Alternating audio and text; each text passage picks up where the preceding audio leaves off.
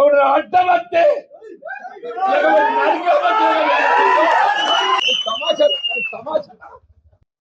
టికెట్లు పంచుకుంటానికి ఏదైతుందో ఇది నీ అయ్యే సొత్తు కాదు, అబ్బ సొత్తు కాదు.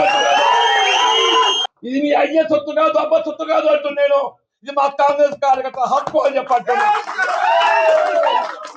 కాంగ్రెస్ పార్టీ అంగట్ల సరుకు కాదు అని చెప్పంటున్నా నేను. రేపు రాబోయే మున్సిపల్ ఎన్నికలు ఒక్కటి కాదు,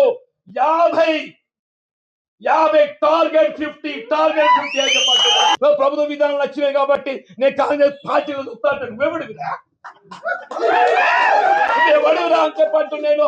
కాంగ్రెస్ పార్టీ అంతర్గత వ్యవహారాలలో జోక్యం చేసుకుంటే మాత్రం సహించేది లేదు అని చెప్పంటున్నా.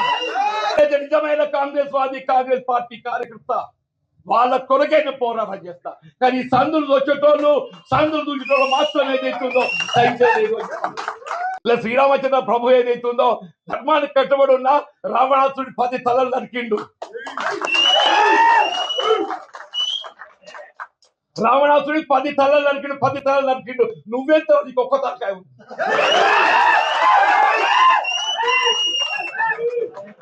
10 తలలు పలిక శ్రీరామచంద్ర ప్రభువు మనకు ఆదర్శం అని చెప్పండి. నువ్వెంత ఒక్క తలకాయ. నేను ప్రజాస్వామ్యం నిలబెట్టడానికి కొరకు, నా కార్యకర్తల హక్కులు నిలబెట్టడానికి కొరకు వాళ్ళు ఏదైతుందో ఆ చివరి క్షణం వరకు నేను పోరాటం చేస్తా, మీ హక్కు నిలబెడతా. పార్టీలో 50 స్థానాలు కైవసం చేసుకోవాలి, కాంగ్రెస్ పార్టీ జెండా ఎగరవేయాలి.